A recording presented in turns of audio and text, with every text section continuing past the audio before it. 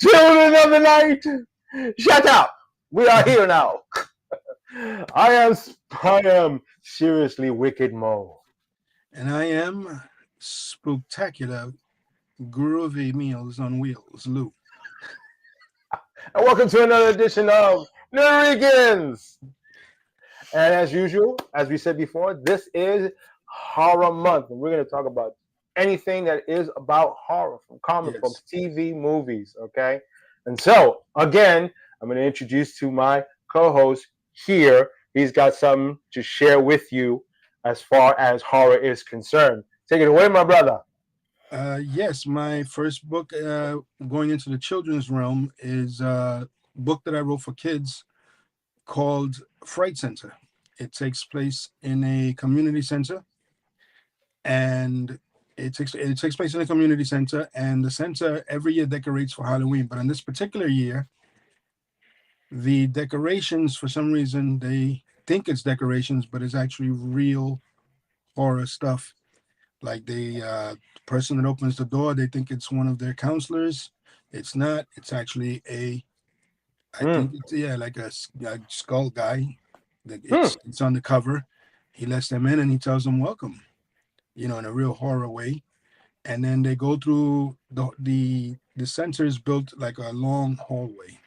So Hmm. each room that they go into has something different. Like they go into the bathroom because they found out that they're by themselves. These five kids.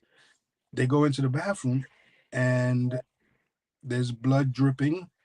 And as they walk in, they can hear crunching sound. And when they point their flashlights down, they're walking on all sorts of insects being squished. Ooh. Yeah, yeah. Where so if What? you want to read that one, you got it. If you want to know the ending to that one, because it has a very kind of M. Night Shyamalan type of ending, where Hmm. he screws your head up at the end. It's got one of those endings, and So this is it's not a comic book. It's one of those picture books where one side has text, the other side has the art. oh, okay. Yeah. Okay. Again, it's called Fright Center. Uh, it's available at what is it? Indie Planet. You can get your copy at Indie Planet. Also, my next one is a vampire book, Ah, do tell. but the vampires aren't from this world. Ooh. They are we called them vampires, the humans, Mhm. but they weren't. They were from another planet that blew up a piece of their meteor. They ended up that when the planet blew up, they can live in an asteroid, a large asteroid, and it's heading our way. But they trick us into going into their uh, asteroid, and when we get there, killings begin to happen. And it comes to find out that in the past, when they visited us as spectators, they were visiting us to observe. And what we call blood was their fuel to fuel their ship. Hmm. So it's called fuel of life because what gives us life gives them fuel.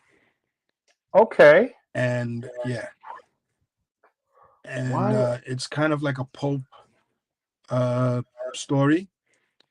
And it's my twist on vampires with a sci-fi twist. Again, Nice. this one is available at Darkfire Press. You can order it at Barnes and Noble, all the major bookstores, as well as the Jennifer the She Wolf. You was able to do it Also, it's coming out soon for Darkfire Press. They're also Hmm. publishing it. Yeah. Vampires from Another World. It's like I'm trying to remember. There was something of a British film that I remember seeing in theaters. Yes, with Patrick Stewart. It, not exactly like yours, but it did have the same premise. Life Force was the name of the film. Really? Yeah, it dealt with creatures that were landing on the planet, but they didn't feed on blood. They fed on the life force of others. Like that's what their fuel was. Ah, That's how I did see that. that's what they fed on, life force. And like vampires, if you pierce their heart, they die. Like just like vampires. But that was it was like made me think about it. Wait, what? Like vampires from another planet. It's like that reminiscent of another of a film I've seen. Like wow, we're talking One of the 1985. one of the scenes I have in there is a creature. Uh, the creature that's on the cover, as a matter of fact, he's Hmm. over one of the human bodies, and the way they take your blood is their tongue has this fork-like tongue. It extends, and on their arms they have these fork-like things that also come out on their wrists, and they penetrate the three main arteries in your body. That's like the same thing on was it Blade 2? The way they Right. open Mine outward was and in. then the thing just latches on and just Yeah, boom and then it latches on the neck. Like, ooh, I was like, yeah, oh. yeah. And Mine goes another in. show that featured that too, but those tongues were long. They would Yes. touch people from a distance. I was Yeah. like, ooh, Mine has the two arms, the two wrists can do it, and the tongue. They're long. ooh, ugh. They're Mm. long. Yeah. So I'm wearing turtlenecks. Fuck that. Excuse that. Fudge. Fudge. He said Fudge fudge. that. Yeah, I'm wearing turtlenecks. Oh, my eyebrows going up again. Remember, it's horror, so we're gonna Yeah. scare people. But Yeah. that is very interesting premise when it comes to that. Thank You you. know, very interesting premise, and you've heard it first, ladies and gentlemen. Go and get your copy now. You know, At Darkfire get Press. scared, huh?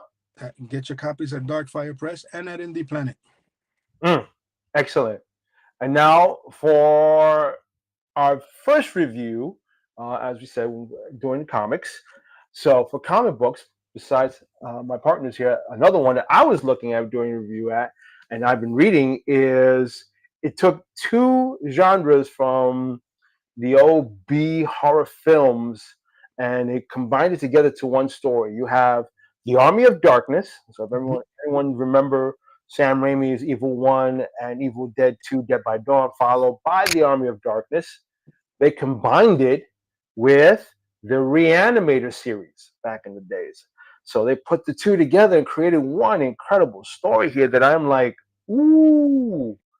I mean, it opens up with when there's an archaeological excuse me dig which unveils an important element that they needed to research. So what they do, they ends up in the worst place going to end up in the university where none other than Herbert West is, of course, doing his experiments on immortality, hence reanimating objects.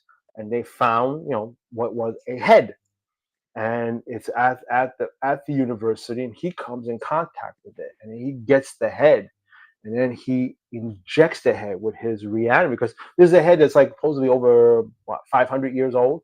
So he injects the head, and the head does come back to life. But unfortunately, this head happened to be belonging to what they call Bad Ash.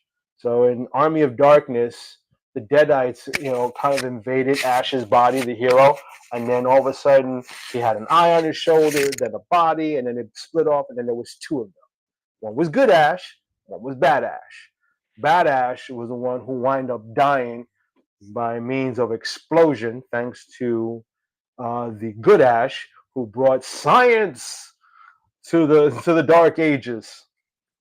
But now it's growing, and now he's sharing the secrets, or at least the secret to him, if he wants to create immortality.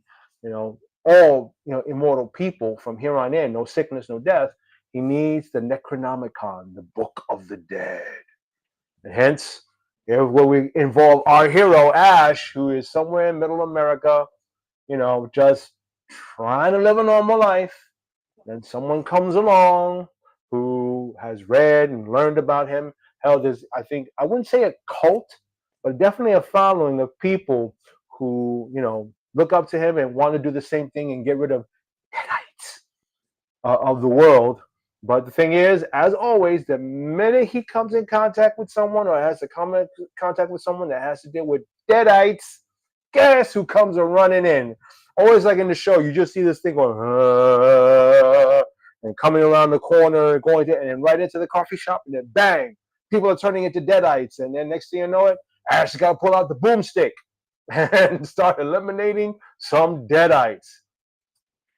It is a fun read. I mean, if you're a fan of both Reanimator and, of course, the Army of Darkness in that series, you're going to enjoy this a lot because it's got all the puns, it's got all the funny quirks and pips that Evil Dead and Dead by Dawn, as well as Army of Darkness, was come to be known for. I mean, now there is a resurgence of that movie. It's as they call it, a reboot, but their version is more truly horrific, more horror than lighthearted humor that goes with it. The first one, Evil Dead, that one horror, and then was it Evil Dead Rises? Oh my god, that one was horrific and about as gory as they come. I mean, there was so much blood and guts, it wasn't funny, bro. It's just like a volcano gushing of blood and guts all over the place, bro. And the kill scenes. Let me put it this way: they no one, and I mean no one, was safe. Not man, not woman, not child. None were saved in Evil Dead Rises. I will say that much. Oh my god! But in the comic book, or at least in this graphic novel, it was the same thing, but the storyline took it from the Reanimator present time. Then they fast forward to the future, about 30 or 40 years in the future, which became as like the others we talked about before, Noctera, um, was it The Last of Us, or even Walking Dead became dystopian. Mr. West was in charge. He was immortal. He used the book. So now they have to reverse and change this thing. They have to get their hands on the book, avoid the Deadites, use whatever spell to take them back into time where they're at to undo what West has done. So it's like it's got its twists, its turns, it's got its action, and of course Sam with his witty whipartay. I mean, I figure it's like they must have had Campbell there sitting in and giving his wit as the character as the story went along, because wow, it's like I thought I was watching the movie when I was reading this. I was like, I was waiting for him. I was waiting for "Hail to the King, baby." That's all the quirks and quips that I loved from that movie that made it so fun and lighthearted. But I'll say this much: these guys did a great job. It kind of left the door open for hopefully a second volume. So look forward to seeing in the future if it does. But right now, this is solid, and I would highly recommend for those who like it to go and check it out. I mean, and if you haven't seen the films yet, go online to Netflix, go to wherever you watch movies and look for Reanimator or the first Evil Dead or Evil Dead 2, or better yet, just skip those two if you want. Just watch Evil Dead 2, Dead by Dawn, and then go right into Army of Darkness. That will be just more than enough to get you even into this book. But I tell you, you can get into it without having to watch it. I will say that much. That's my side solid review on those two, because it's rare. I mean, I just came upon it, and I was like, yeah, there they go, all of them right there. And when I came upon the the book, I was like, wow, who came up with this idea? And I was like, I'm reading it. I was like, this is so well done. I mean, and even I forgot to mention, and thank you for bringing that up, Ash versus the Evil Dead, the series. They had 2 seasons worth of it, and luckily it wasn't going to have a third, but they managed to end the show properly. Like they gave it a good ending with that with Ash. So and I watched those two. I'm like, what? And the characters in that show were great. I would have to say that it brought back the lightheartedness, but it did add a little more of a seriousness attached to it. Not that much though, because then you'd be killing it I and the met whole that guy. premise of that horror comedy. I met that guy. Oh, him, Bruce Campbell. Yeah, at Yeah. New York Comic Con. Mm-hmm. He's a funny guy. He is. He's He's a really, really funny guy. yeah, When I saw him appear in the Multiverse of Madness with Doctor Strange, and he had him punching himself, yeah. and it's funny. It's like he left them that way, and then you kind of forgot about it, and then the end credit brings him back. He was still punching himself, and then it stopped. That was funny. But that punching himself or whatever is reminiscent of Evil Dead 2, Dead by Dawn. There's a scene where he's kicking his own butt. This is really kicking his own butt. I'm just sitting there. I'm going, damn. He's giving himself his own personal ass whooping right there, bro. Personal, and I said it. Yeah, I said it. One eyebrow for ass. Now both. Now both, yes, I said it twice, but he did, and I'm nonstop laughing at that scene, and then I watch it on Multiverse of Madness, and I'm like, yo, it brought me back to that. It's so reminiscent of it. And then in the first horror film version of Evil Dead, people waited. Not a spoiler, but you know what? I'm gonna say it anyway because this was kind of funny. They waited because people got used to because of Marvel and all that for end credit scenes that would lead maybe into a part two or next, right? So I'm waiting. everybody waited, and the credits started rolling, and it came up to the end, and the end rolled. Then it stopped and it paused, and then it started shining a light, and it's Bruce Campbell, profiler. And then he looks over and he looks at the screen and goes, "Groovy," and that was it. Uh, every movie I go to watch, I stay. Right? It's become the culture. It's like after Iron Man 1, it's like you're sitting there, it's like, wait, there's even this, what is it? There's this app or a website you can look up. It's called Run P. And the reason is because, sometimes you drink too much soda and it's getting to the good part, but you got to go and you can't wait. And then you run in and you go. So if you pull up Run P, it shows and you tell it what time interval you just left, it'll tell you what's going on. So that way you're not coming back after you're done. It's like, what happened? What happened? Why is he doing that? Why? To have someone tell you, shh, no, that sort of thing. And then there's one, of course, you can always go online and just say end credits to this movie. And they'll tell you if there's one or there's two end credits that you have. They'll tell you they'll tell you like after the first weekend passes what the end credit is, but they won't tell you in the beginning what it is. They'll just tell you, yeah, there's two. One in the middle, one towards the end. So now you have to sit and watch. It's like if you want to know what's going to happen next, you sit and watch. Or you do like most other people do, wait till it shows up on YouTube somehow. Somehow it shows up. Like months, hours, months or hours later, whichever one comes first. I think more the hours than months, and then you see it and you just go, oh, okay. Anyway, or you go, damn, that's what happened. Okay. And that's what happened. He said groovy. And everybody was like, what? You were expecting more, but that was it. I watched the old Evil Dead and the old Ash. I never got into the new. Well, the new one's a female in the first movie, but the second movie had, was there an Ash? I think it was. I think she was. She was the Ash, or at least her name had Ash in it. So, but it was, like I said, very gory, very gory, very gory. And sometimes it's like it's kind of like a mind screw when the way the demons try to work other people in order to get them. And I'm like, what? Somebody mentioned which one of the Evil Deads I believe was the best. I think somewhere up there. Somebody posted that. Which one of the? I mean, if they're talking about the new and try to make it more horror, I would say I would go with the second more than the first. Okay. If I had to go with the Oh, original, here's the question: which one of the Evil Dead were your best to watch? There you go. Army of Darkness. I love Army of Darkness. Yeah. I love Army of Darkness, and ranking a second would be Evil Dead Rise because being on a more serious horror side of it, that was very gory, horrific, and it was really like intense.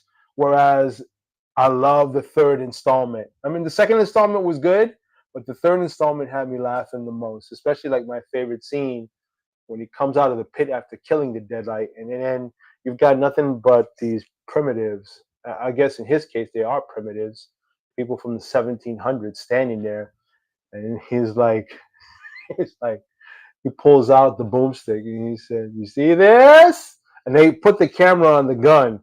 And he said, "This is my boomstick," and everybody gets scared. Oh my god! And he describes it. It's a Remington Cobalt Steel made in Grand Rapids, Michigan. It's got a cobalt steel, one-lock stock, and a hair trigger. I swear, if one of you primates even touches me, and he swings around, Deadeye had came out of the thing and he blew it away twice with the shotgun right down the hole. But I love how he scared the primitives. He said, "That's right, shop smart, shop S smart. You got that?" And they're like, "Yeah, yeah, yeah, yeah, yeah, yeah." They don't know what the hell he's talking about. They're going, "Yeah, yeah, yeah, yeah, yeah." Hilarious, hilarious. Scenes like that, hilarious, fun to watch. Yeah, Army of Darkness is definitely my favorite. One of my favorites in there, and I could watch that 100 times. I even came across um, a mock version of the Necronomicon, the Ex Mortis, the book, which you actually could open and have all the pages. I was like, oh, I was like, that's a collector's item. I was like, damn, I missed the opportunity of getting it. Somebody had just bought it. Had I been there 5 minutes early, that would have been part of my collection right up there. That I would use for kids coming for trick or treating. So that way they see me. I'm reading the book and it's like flipping through page. I would actually purposely flip through pages. Past it says, "I need a child of 10. How old are you?" Just like, "How old are you?" Once they see the cover of the book and it has a face on it, yeah, no, we're leaving. Quick story, true story in trick or treating, and it's about as Puerto Rican as it gets. And I'm leaning on the side of the Rican side. I'm like 10 or 12. So I'm going through the whole, I'm in 116 between second and third. I'm living there and we're doing trick or treating that year. Right. So we're going to the buildings, trick or treat, candy, candy, candy. Of course, they said, be careful when you get candy. Because there's during the time people do some stuff and put razors or whatever in it. So I went in, I was knocking. Nobody answered. I knocked on one door. Guy opens. I said, trick or treat. He looks at me for a second. He gives me this, Rotera. And he closes the door a second, comes back. And I'm like, I'm standing there, but like in the back of my mind, you got that little fellow like going, this is how Johnny in Friday the 13th bought it. He just Yeah. stood there. The Yeah, door you opened. start thinking about stuff like that. It's like, why are you still standing here? Stupid. Go. Yeah, yeah. No, I do And that when I I'm ready to leave. I do that It's when I like, go upstate. When you go upstate and you see all the trees in the open, I'm like, if a zombie comes out of there, where would I go? exactly. Yeah. So I'm standing there, and then the door, you know, opens again, and I'm like, I get the second. He comes out with not one, but two very large cans of Goya. Boom, boom, and puts them into my bag. Goya beans, bro. Best trick or treat ever, bro. Not to Best change. treat. I think it's one of the smartest things and the most healthiest things that he has ever given, that I've ever gotten in a trick or treat. And wasn't tampered because you're gonna poke. I didn't see no hole. Went home and I said, "Ma, look, It was trick or safe. treat." I said, It "No, was I safe. said the Puerto Rican way, trick or treat."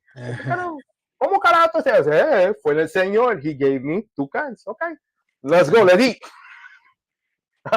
This is one can. I was like, "Yeah, Mom, you didn't want me eating candy. Ah, pues, let's go."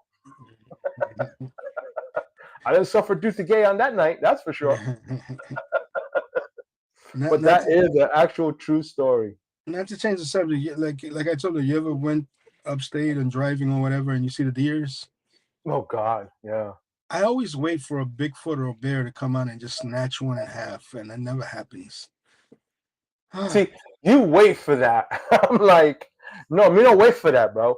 I remember Yeah. camping. I remember actually being terrified because I was part of the Boy Scouts when I was a kid, and we used to go to New Jersey and we go out camping a lot, right? So And you this gave out. place called we So wound you up in this place called 10 Mile River. so you gave out your cookies. No, no, no, that's Girl Scouts, not Boy Okay, Scouts. my fault. Okay, thank you. Hmm. So we're going to this place called 10 Mile River, right? It's a Hmm. nice camp place, and we've gone there a few times until I realized, and someone slipped this out, that that's the site where they did the first Friday the 13th film. Mm-hmm. Mm-hmm. Wow. So at night, when they're trying to tell ghost stories, I'm having my own ghost story going on in my head. It's like, is this the spot? This is where they killed the mother, decapitated her, and I'm waiting to hear someone goes, cow, cow, cow, cow. I'm like, I think this is time. It's the weekend, right? It's like, oh, it's Sunday. No, it's Friday. No, it's Sunday. Get in the car. Let's Someone, go.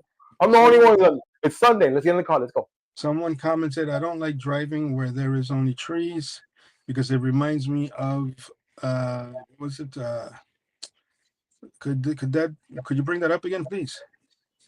Because it reminds me of Tales of the Darkness opener. Tales of the Darkness, the opener. Yeah, when they're Oh, driving Tales of through, the Dark Side. they Is it wrote Tales of the Dark darkness. Side? It has Okay. to be dark side. Yeah. Well, when I think of the woods, yeah, I could think of that movie, and then there's this other one. I'm trying to find the name of it. It's one of those movies that had like, it's kind of like Tales of the Dark Side, where they had short stories, but this Hmm. one was another one, and I forgot, it was like either campfire horror, whatever. But I remember it so well because the first episode had to deal with just a guy on his horse in his carriage crossing across from the pioneer days, and he's traveling across, and he comes across this pregnant woman. She's pretty. She's pregnant, and it's like, pretty much curious. So, what are you doing out here? You're walking, and it's like, to the next town is like almost 10 miles. If you want, you could join me, and you know, the horse will take most of the walk out of you. You're pregnant. So she accepts. She joins him, and then there's a campfire. After a meal, they have a campfire, and he's say good night. They start resting, and so at one point you hear this like crunching and squishing and swallowing sound, and she's no longer pregnant. She no longer. I mean, she had a belly like she ready to drop. She no longer have a belly no more. She looked good, and then she was reaching out for the brother. I was like, I don't know if it was a disguise, but there was no belly. It disappeared. And all of a sudden, he's like looking at her, and she's looking at him. She's reaching out. She wants some. He gives her some, and they have this whole scene with they're getting it on. And at one point, she takes a deep inhale, and then the camera pans down to what would look like his butt. But all of a sudden, you hear this suction sound, and his body looks like it's sinking in. And the next thing you know, his legs are going up, his half of his body, and he's holding on to her. And next thing you know, whoop, all of him gets sucked up on in, and Hmm. she's pregnant again. She Interesting. looks pregnant again, and I'm like saying, I think of Kaylin Peely, and I'm going, nope, nope. It's a strange woman, pregnant woman out in the prairie field, and I don't care how good she looks. Did you want to? Nope. Walk. Can I get? Can I get? Can I get? Can I get? I don't care. You can And call me that. You can call me. and You can on call me a butthole. I'm be like, nope, nope, nope. I'm not having that. and on that note, we're gonna walk our way to a commercial. We'll Yes. be back with Nerdoricans. I'm Spectacular Groovy Meals on Wheels Lou. I'm Ghoulish Mo. We shall return, but we must feed. Later. Later.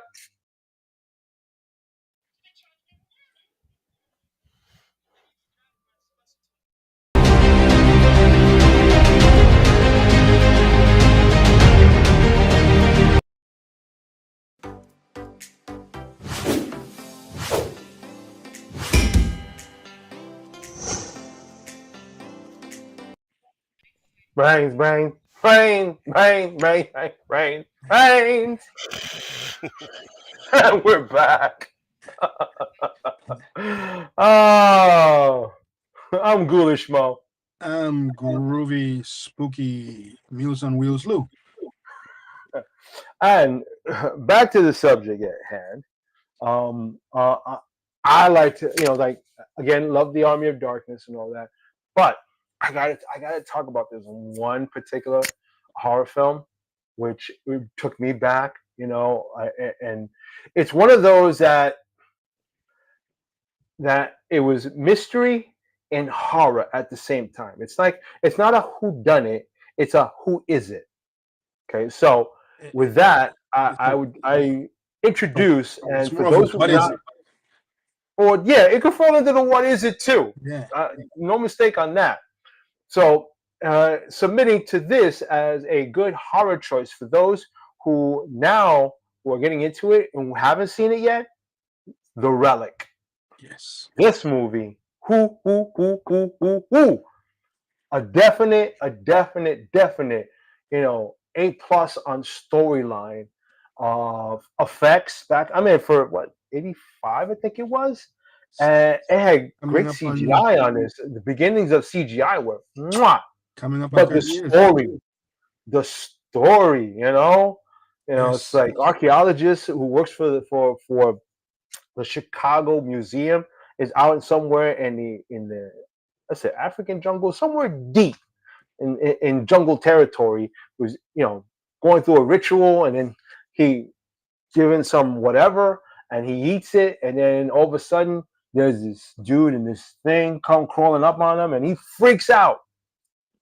Fade to black. Back couple, now opening to the museum for the big gala they're supposed to be having soon. Then you're introduced to our I would say feminine hero, and of course the detective who will come along later, because now a murder has happened at the museum, and it was done by a creature, because you're given like just one instant where security guard, you know, doing his thing, lighting up his bud on his break. Hey, it's his late night. He's working the graveyard shift and on an empty museum. What could go wrong? He got grabbed by the foot by this. I don't even want to say it was a hand. It was just something that grabbed him by the foot and just took him, ripped his head off, punctured a hole in the back so that it sucked out whatever in the back of his brain. That's why I say brains. It sucked it dry, Yeah. bro. And I'm like, what? But as the story progresses, you're given little pieces until you finally figure out what. I guess best way to say, yeah, what the hell is that? Yes. That thing that's managed to keep itself invisible. Because when you first see it, it's like, how the hell did that thing kept out of the blind eye of everybody? Well, it just shows how it was smart. It was Hmm. smart. But I loved how they just build it and build it and build it and build it.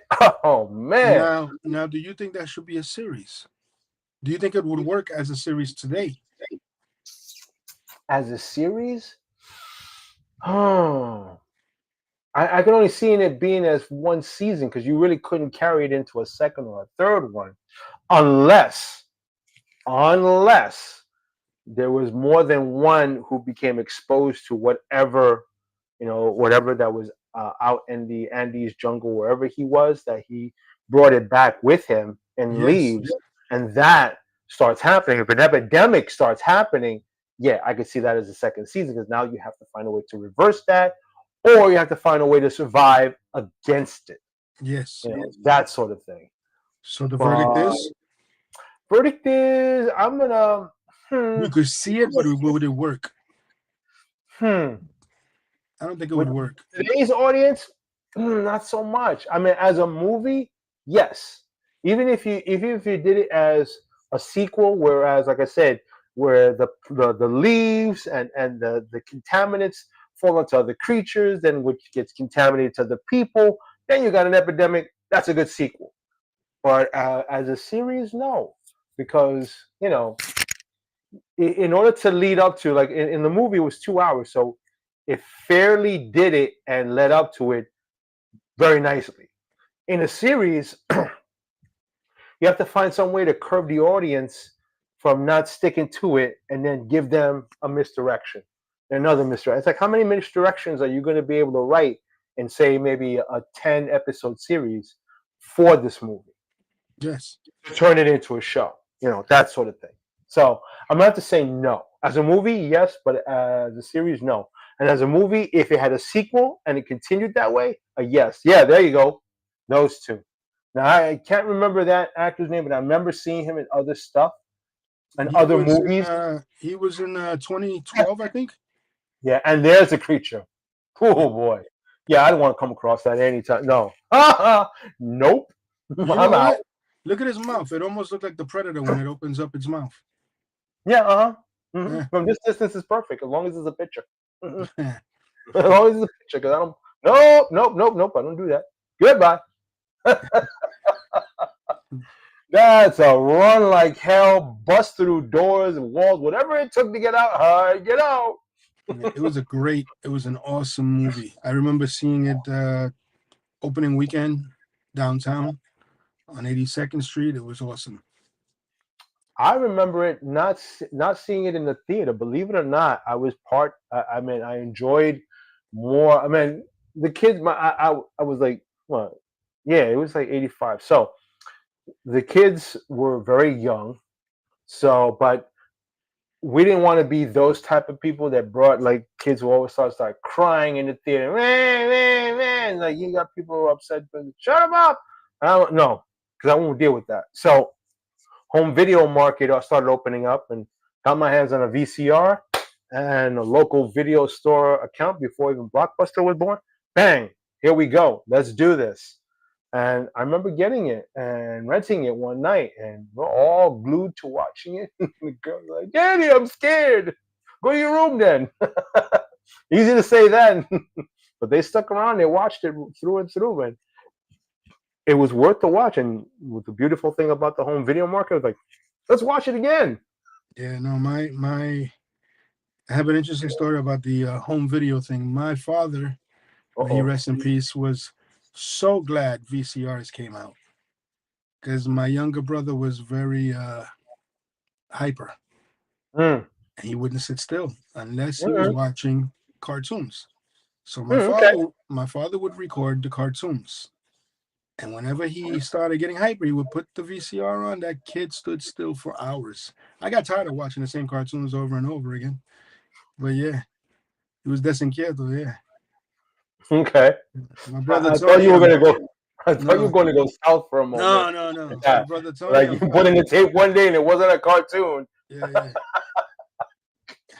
No. That happened to my aunt. With my daughter, Sam, it was different. She wanted to desensitize herself to horror because she was such a chicken. I mean, she was terrified. I mean, we went to go. We actually took her once. Wow. Before we get into Huge chicken, what is a huge. VCR? Some, it was a very ancient device. There were monkeys involved, and they were doing this whole Yes. thing. They put up on the screen. So we took it to the theater, and we were watching Aliens 2. Okay. All right. As soon as the scene where all the aliens were coming off the walls and the battle was starting to come, she's 2 years old. She's a small little thing. And then she's climbing up and, Daddy, I'm scared. Daddy, I'm scared. Daddy, I'm scared. I'm scared. I'm scared. I went from seeing the movie to seeing my daughter's belly in my face because she wrapped herself around my head. And I felt like the dude with the face hugger. I'm like, get off me. I can't. Like, oh, she's going to inject something in me. I'm like, come on. And people are laughing. I'm like, sit. Cover your eyes. I put my hand over her eyes. She held tight. She wouldn't let go of my hand. All she heard was the noises, and that's it. That's how she saw the rest of the film. So she needed to desensitize herself. So she was like 14, 15. She took my 25th anniversary of The Exorcist, which had all the scenes in it. and she had she had a DVD player. We advanced ourselves into the digital market, so she went upstairs. She went in her room, and she did her own version of the 24 hours of a Christmas story. She did 24 hours of The Exorcist. Now, the first couple of hours there was silence. You hear the movie, it's silent. By about I think the third or fourth showing, you heard. By the time the sixth time it came, like the sixth or seventh time, she's that's funny. That Jesus one. I'm like, yo. I think you know what? My ex-wife at the time, she's looking at me and said, "Should we go up there?" I said, "Hell no. Go ahead. You go up there."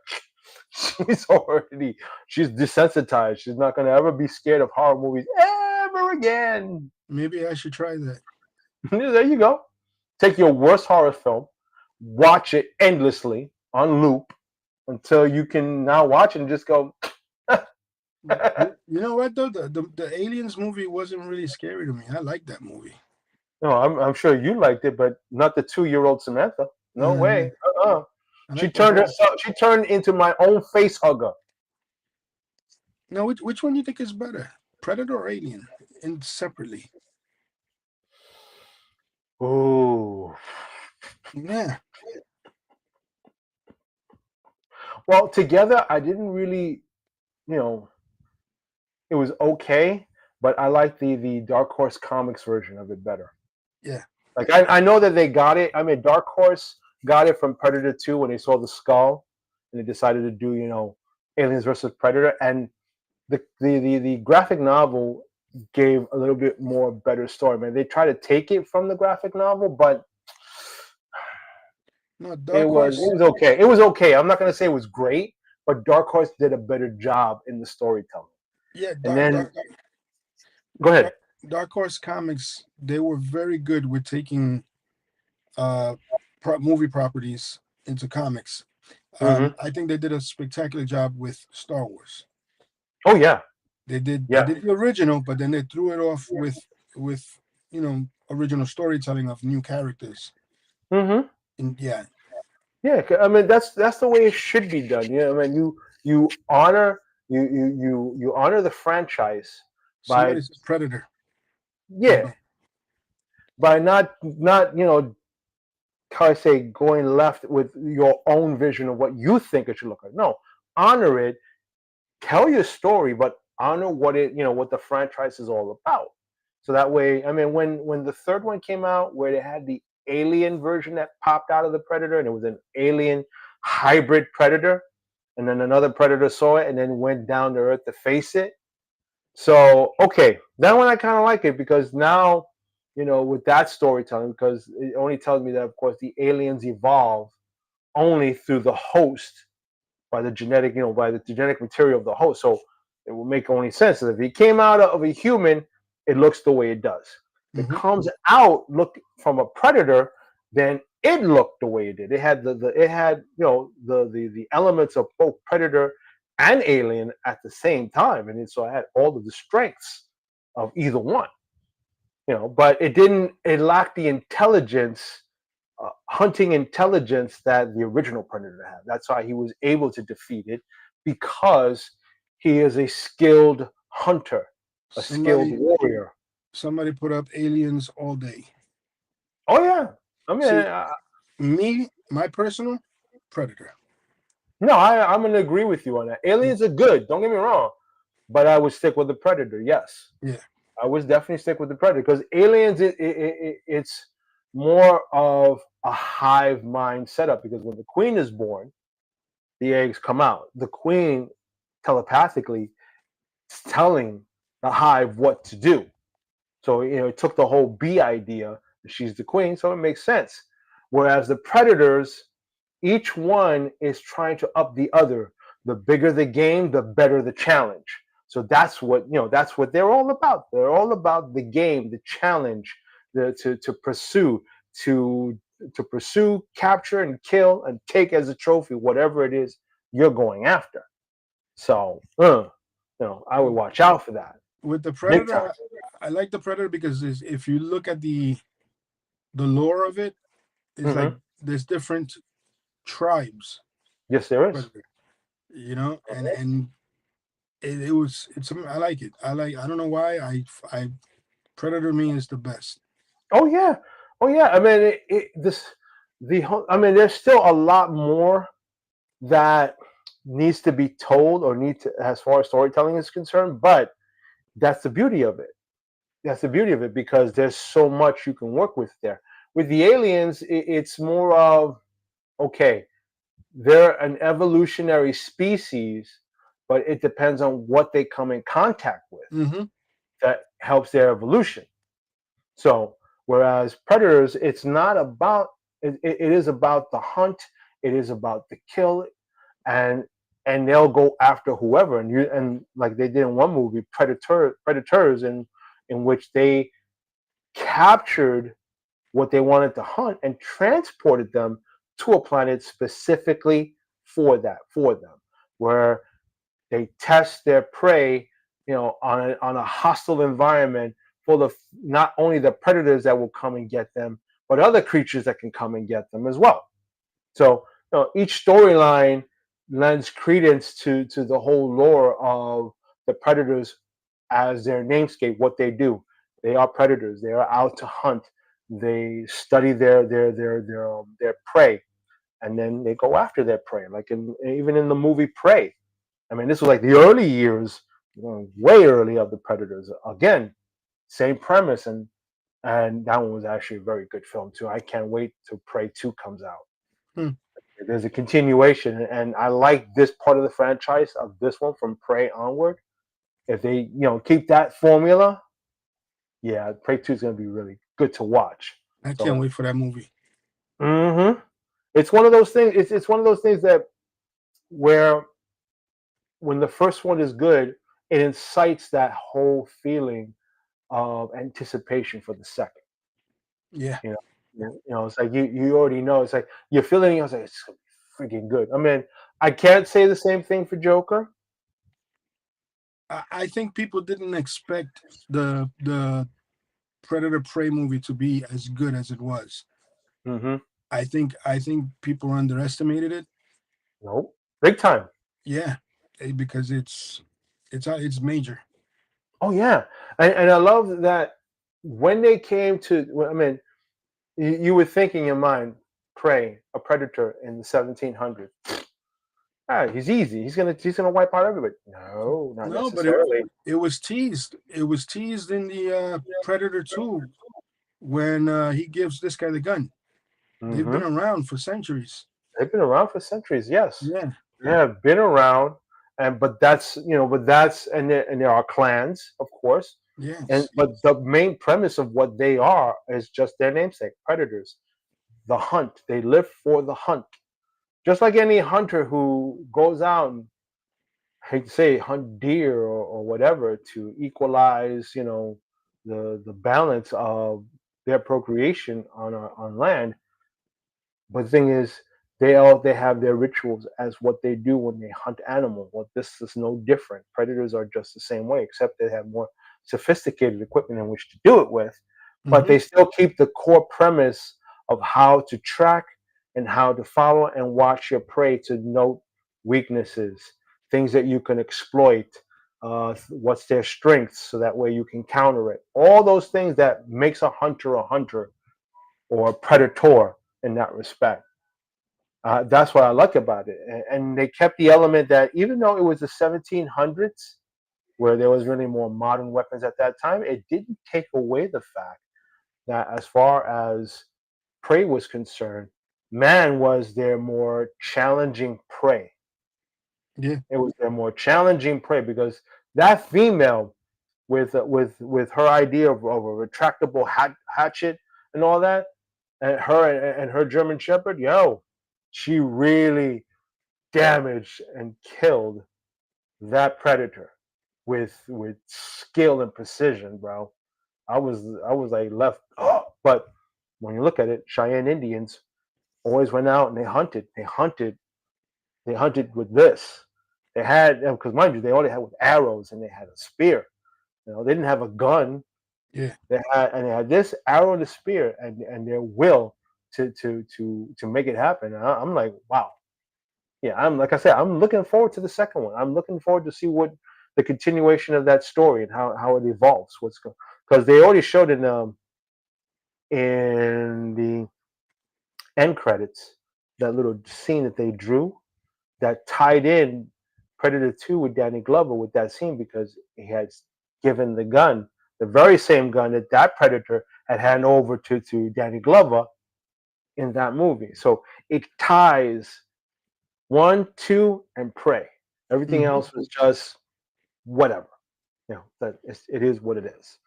One, two, and then Prey, and then Prey two, and then that can because in some ways when you look at a franchise film, the one thing that could kill a franchise is when it gets diluted with the same stuff over and over and over. It's like there's nothing new to I'm gonna say enlighten the story or make the story more exciting. I mean, the only new thing that they did was the fact that the last Predator film where they brought the suit and then the suit was to make anyone who wear it a predator, but he's armed to the teeth. So that means because they were on the threat of being invaded, so this predator who had human DNA in him returned to Earth with this device to give to humans in one way or another so that they can use it to defend themselves against whatever invasion. But I'm like, well, where do you get invasion from? You ever heard of a character called Shadowhawk from Image Comics? I have. I've heard of it. May Yeah, have not read it or I might have glanced at it, but I heard of Shadowhawk. yeah. I pitched an idea of a Predator going against Shadowhawk, Hmm. and the creator wrote back to me. Go He said, ahead. "It's a great story. Loved it. Can't use it because I'm myself in the process of pitching this idea at the same time." So, but he Great sent minds me, don't think alike. yeah. So he sent me the letter signed, and then he sent me a signed hardcover of the graphic novel of Shadowhawk. Yeah, yeah. I Oh, treasure that. Yeah.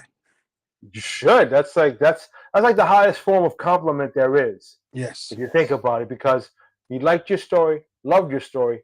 Fortunately, can't use your story because he's coming up with the same kind of story as well.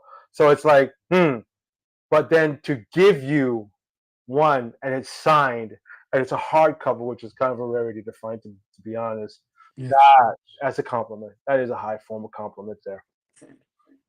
Yeah, I was so cool with it that I went out and bought. I found another hardcover, Hmm. and I I picked it up just so I can have the signed version and one to read.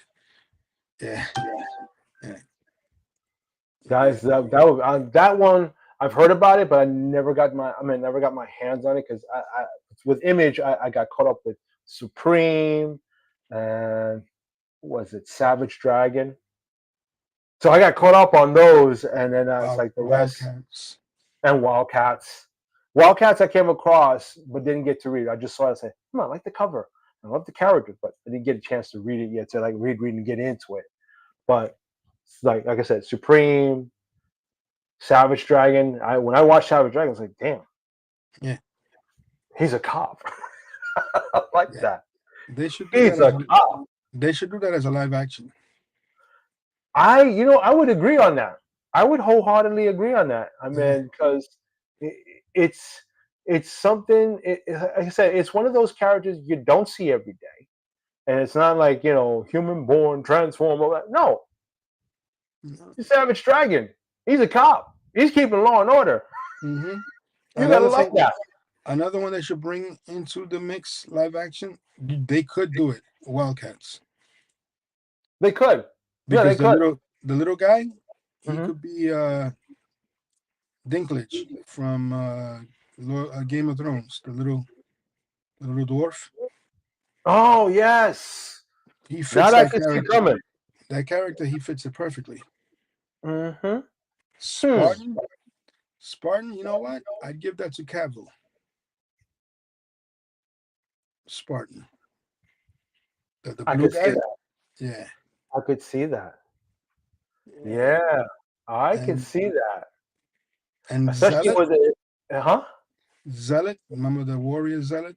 Yeah, Zealot. I I could see either Rosario Dawson, Ooh. but I think I would use her for voodoo more than that character. Mm, mm. Yeah, No, I'm sorry. You just had to say the name. My mind is just like, yeah. whew, Now swoon. it would be interesting to see that. It would be very interesting to see that because she can. I mean, with her work as Ahsoka, to me it's like now she has the cred for an action film like scenes because she can do this sort of work. Hmm. It's like when I look at what's her name, Pooh, and when they introduce her as Yolova, which is I think the Scarlet Witch sister. At first like, oh, Scarlet Witch sister, but then she came into her own. The Hmm. character in itself was hilarious when she was in the Scarlet Witch film, not Scarlet Witch, the Black Widow film, and then she's talking about her doing that move when she flips her head up and stuff, and I'm like looking at her, I was like, that's funny. And then she showed up again in the series Hawkeye. So then it's like she's come into her own. So it's like they didn't look at her as another Black Widow. They looked at her as Yulova. That's it, Hmm. her sister, nothing more. She came into her own in that respect. And then I think she's appearing also in Thunderbolts. Thunderbolts. Yes, that's right, the Thunderbolts. So again, they showed that trailer, and I'm like, I like her. I like her in it, and she didn't just stick to superhero film because she did some other films at the same time, and some of them were like out there at first, especially with that. I forgot the name of that movie where she was stuck in this town, and this town was, how can I say, separated from the rest of the world, and they had some really freakish things going on. I'd put it that way. And she did it. She did an excellent job portraying that kind of housewife, but not sure of what's going on around her. But perceptions are starting to change, and she's starting to see what the real reality is. And it's like reality and this world, two different things. I don't remember the name, but she did a really, really great job on that. So, as a actress, taking on those roles, I could see that. Yeah, I can see that because when an actor actually shows a little bit more of themselves other than what you already recognize them for, then it's like as far as depth concerned, you're not really stuck on, like, take William Shatner. We're all gonna love him as Captain Kirk, but he's Denny Crane, he's TJ Hooker, he's the voice of 911. So he has created other characters Danny that are also Crane. lovable. Huh? I haven't heard that name, Danny Crane, in a long time. Yes, Boston Legal. I remember with him Yes. and Heather Locklear, that one scene where he's walking her down the hall, the press is there. He's going, Derry Crane, she's a blonde, all natural. Yes. And they're like, he didn't just say that. And then another hour after, and then they come back out into the hallway, same press. And he goes, Denny Crane, tricks are for kids. That was Oh, it's like when I look, he's like people sometimes get stereotypical with actors. Back in those days, it was like that. But I have to say, William Shatner definitely had opened the door to notify any actor out there that you don't have to be stuck on one character. mhm. He will always be remembered as Captain Kirk. That goes without saying. Without saying. But he has made memorable characters along the way that you just go, wow, that's it. He's always reinvented himself in one way or another, literary, TV, film. That's an incredible actor in that respect, and others that followed suit, they have gone on to do great things as well. Uh One more, oh, one more before we leave for the next feeling it. Go ahead. for the next show. A Pit live action. That'll be on the next show because That's a good one. That was a very good comic book. Yes, I remember seeing that. Yes. It's like We got to hold on to that. Okay. I'm Spooky Groovy Meals on Wheels Lou. I'm Ghoulish Mo. See you in And the next just one. remember, cook your children at 350 for at least a couple of hours. I'm sorry, I don't know where that came from. All righty. Have a